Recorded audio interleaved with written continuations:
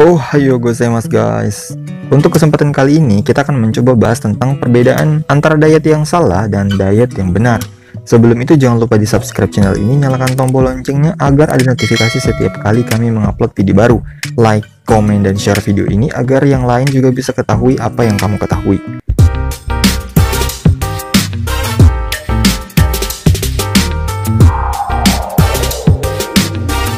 Oke, diet, dan diet. Sebelum masuk ke inti pembahasan, saya mau klarifikasikan dulu soal penggunaan kata diet. Banyak orang yang sedikit keliru saat menafsirkan kata diet. Beberapa di antaranya menerjemahkan diet sebagai metode atau suatu kegiatan yang dilakukan untuk menurunkan berat badan alias tidak mau makan banyak. Atau mereka nggak mau makan pagi, nggak mau sarapan, nggak mau makan malam. Nah, jadi banyak di antara teman-teman ketika ditanya, yuk kita makan siang, jawabannya gini, enggak, aku lagi diet gitu. Nah, sedangkan buku yang ditulis oleh Dede Nadia Damayanti menyatakan bahwa makna diet itu adalah jumlah makanan yang dikonsumsi seseorang. Dengan kata lain, diet itu artinya adalah makan. Nah, jadi jika ada seseorang yang mengatakan bahwa saya lagi diet protein, artinya orang tersebut sedang rutin makan protein dalam jumlah dan batas yang sesuai. Bukan malah jawabnya, enggak, lagi diet, enggak mau makan. Padahal diet itu artinya makan. Jadi rancu kan jawabannya. Berhenti membudayakan hal yang salah sampai akhirnya mengabaikan tindakan untuk membenarkannya. Ini hanya intermezzo. Oke, kita lanjut. Jadi versi saya ya, ada beberapa metode diet yang sebenarnya lumayan keliru untuk dilakukan. Seperti yang pertama, tidak mau mengkonsumsi atau makan karbohidrat. Nah, kebanyakan karbohidrat itu dihindari karena dianggap memiliki kalori yang membuat badannya cukup cepat untuk gemuk. Nah, karbohidrat yang paling sering dijadikan kambing hitam itu adalah nasi putih. Sehingga tidak sedikit orang beralih dari nasi putih pindah ke oatmeal atau kentang rebus. Anggapan seperti ini sebenarnya tidak sepenuhnya benar dan tidak sepenuhnya salah juga. Tidak sepenuhnya salah karena memang kebanyakan karbohidrat dan kalori tanpa diimbangi aktivitas yang sesuai itu bisa meningkatkan berat badanmu. Sedangkan tidak sepenuhnya benar itu karena ada beberapa alasan. Yang pertama, nasi, oatmeal, dan kentang itu sama-sama punya karbohidrat dan pastinya punya jumlah kalori. Nah, teman-teman bisa lihat di sebelah. Ini adalah perbandingan jumlah karbohidrat, total kalori, dan serta lemak dari ketiga bahan makanan tersebut. Perbedaannya nggak terlalu signifikan, ya kan? Alasan yang kedua, yang bikin gemuk itu bukan kalori, tapi lemak tubuhmu yang bertambah. Lemak dan kalori itu berbeda. Nah, lemak itu adalah suatu senyawa dengan satuan gram ya, sedangkan kalori adalah satuan energi. Nah, alasan yang ketiga, dalam satu porsi makanan itu ada 3 unsur penting, karbohidrat, lemak, dan protein. Masing-masing itu punya jumlah kalorinya. Per 1 gram lemak itu mengandung 9 kalori. Per 1 gram protein dan karbohidrat masing-masing punya 4 kalori. Nah, jika dalam satu porsi makanan ada 100 kalori yang mengandung 3 bahan tadi, nah berarti jumlahan ketiga bahan itu totalnya adalah 100 kalori. Nah, sedangkan yang kita tahu, sumber energi pertama yang dibutuhkan oleh tubuh itu adalah kalori. Mau bernafas, mau bergerak, buka WA, main PUBG, itu juga membutuhkan energi untuk menjalankan semuanya. Dan energi yang tubuh gunakan berasal dari kalori. Jika kalorimu habis, barulah tubuh menggunakan cadangan energi yang disimpan dalam bentuk glikogen. Nah, jika glikogen sudah mulai kosong, tubuh akan mengolah lemak tubuh untuk dijadikan cadangan makanan atau glikogen lagi. Nah, jadi urutannya itu dari kalori, glikogen, barulah lemak yang digunakan. Dari sistem ini bisa dikatakan bahwa kalori nggak bakal buat kamu gemuk secara langsung, tapi lemaklah yang tidak kunjung kamu gunakan yang terus bersemayam dan membuat kamu makin melar. Nah, sampai di sini logikanya dapatkan. Jadi intinya pembatasan kalori dan lemak itu memang diperlukan untuk keberhasilan program badan ideal kamu. Tapi bukan berarti kamu harus siksa diri nggak mau makan nasi. Nggak ada nasi, harus cari kentang, harus cari oatmeal, nggak mau makan kalau nggak ada itu. Ya Tuhan, cukup ketahui total kalori nasi atau makanan yang kamu makan. Batasi sesuai dengan kebutuhan kalori kamu per harinya. Kalian bisa baca link di deskripsi, itu cukup jelas pembahasannya tentang kalori dan lemak ya. Metode keliru yang kedua, tidak mau sarapan dan tidak mau makan malam. Untuk kasus ini saya juga nggak tahu pasti alasannya apa, sehingga menolak sarapan dan makan malam untuk menurunkan berat badan mereka. Yang saya tahu di pagi hari itu nggak mesti makan besar atau makan banyak, karena hormon lapar di pagi hari itu nggak terlalu tinggi. Sehingga cukup dengan sarapan seperlunya dengan porsi terjaga itu sudah cukup menjaga fokus kamu hingga siang hari nanti. Justru menolak sarapan bisa menimbulkan lebih banyak mudarat loh, seperti potensi kamu kena ma itu lebih tinggi, mudah stres, dan pola makanmu bisa berubah. Iya serius, orang kekurangan karbohidrat itu bisa bikin stres loh.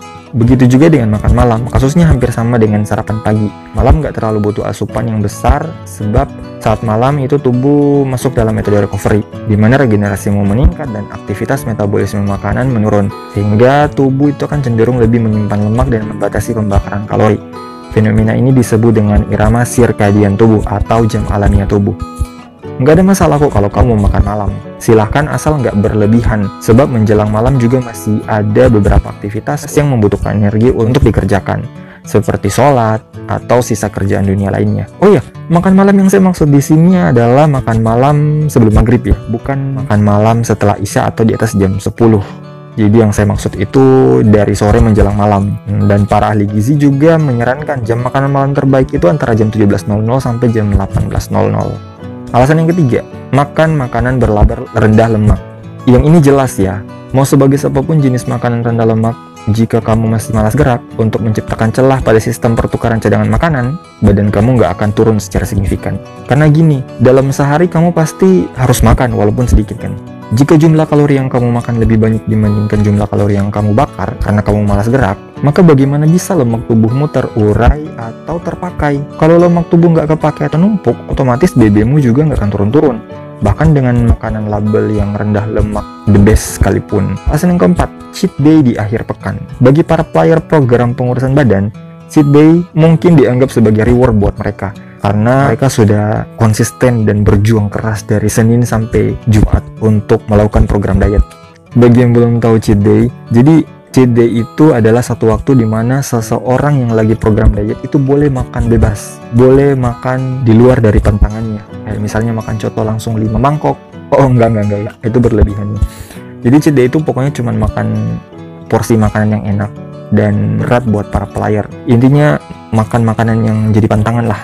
Nah, poin yang satu ini bisa dianggap metode yang keliru jika tidak dipahami konsepnya dengan baik. Sebab jika kamu makan besar, enak dan bebas di akhir pekan, katakanlah di hari Minggu atau hari Sabtu ya, yang mana bertepatan dengan hari libur.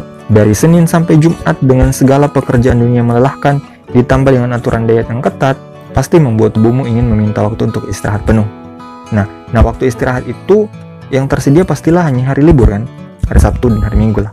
Bayangkan, hari di mana kamu makan bablas dengan kalori dan lemak yang kamu abaikan, bertepatan dengan waktu hibernasi kamu. Yakin dan percaya, hasil dietmu dari Senin sampai Jumat pasti sedikit percuma. Dengan kata lain, Senin sampai Jumat berat badanmu turun 1 kg, namun pas akhir pekan jadi naik 2 kg. Percuma kan? Yang kelima, makan tanpa garam. Salah satu metode populer untuk diet adalah makan makanan tanpa garam. Jangan seenaknya membenci sesuatu tanpa tahu manfaatnya apa, hanya agar tujuan bisa tercapai. Seharian kalian udah batasi porsi makanan, terus asupan garam juga diadakan. Sementara garam itu penting buat tubuh.